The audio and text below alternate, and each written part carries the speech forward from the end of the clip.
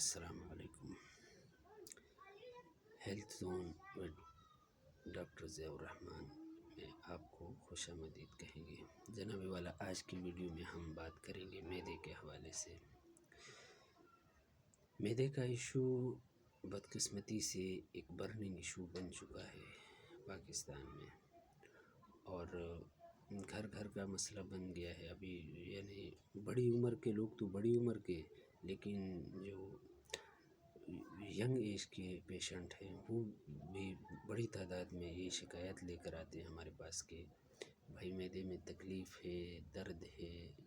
جلن ہے، اور زیادہ تر ان کا کہنا یہ ہوتا ہے کہ بھائی ہم جب کچھ کھا پی لینے کے بعد ایسا محسوس ہوتا ہے کہ یہ اوپر پڑا ہوا ہے کھانا یا پانی، وہ نیچے یعنی جا ہی نہیں رہا، معدے میں سرکولیٹ نہیں کرتا ہے، یعنی یہ اوپر پڑا ہوا ہے۔ اور کچھ لوگوں کا کہنا ہوتا ہے کہ بھائی پین ہوتا ہے معدے میں، اور اس کے ساتھ بھی ایسی شکایتیں ہوتی ہیں کہ بھائی جو منہ میں کڑوا پانی آ جاتا ہے، کھٹی ڈکاریں آتی ہیں۔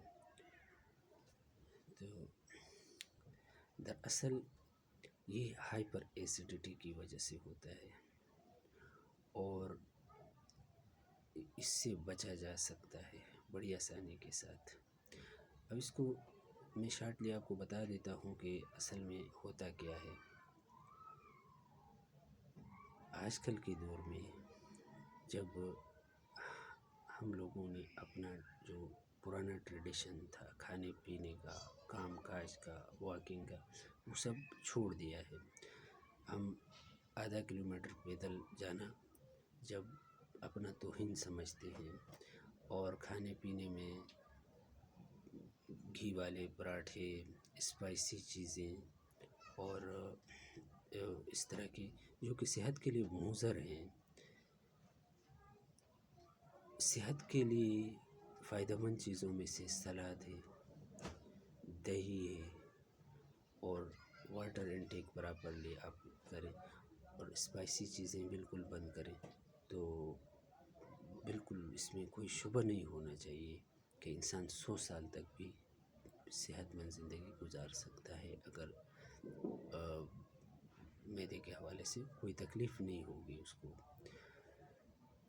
لیکن اب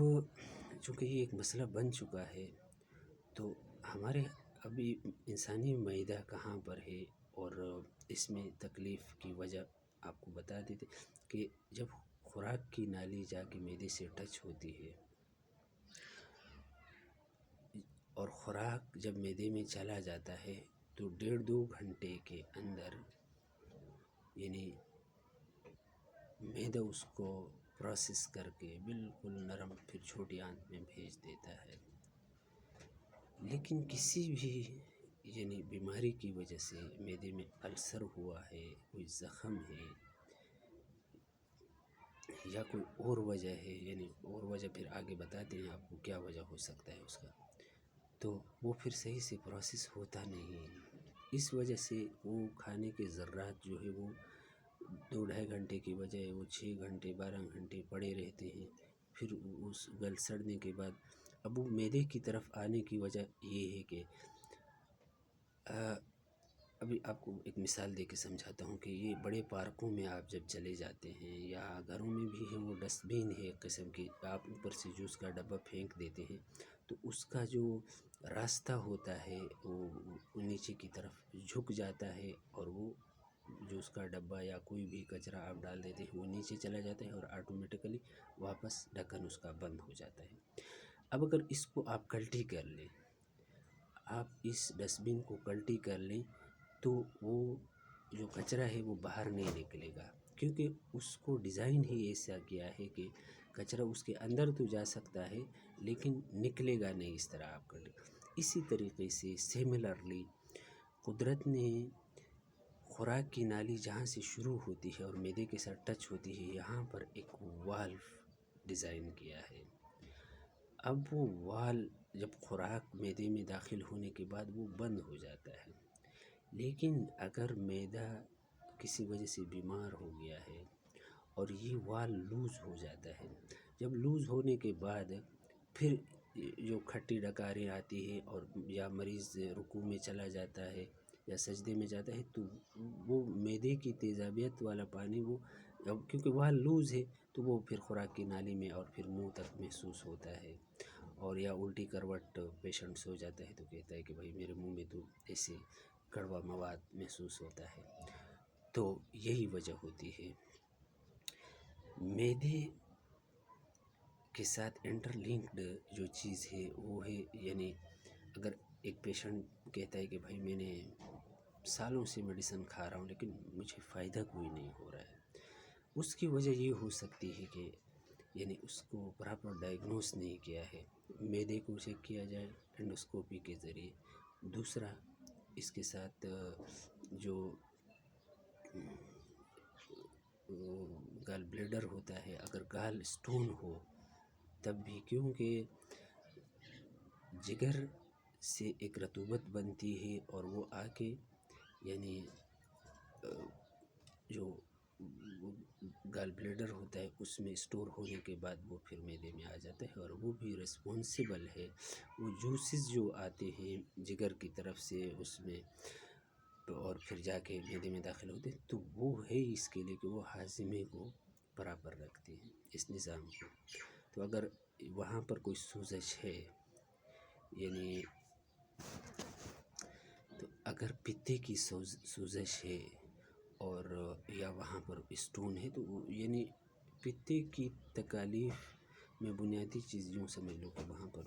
اسٹون بن چکا ہوتا ہے، تو اس کو دیکھ لیں، الٹرا ساؤنڈ کے ذریعے بھی پتہ چل سکتا ہے۔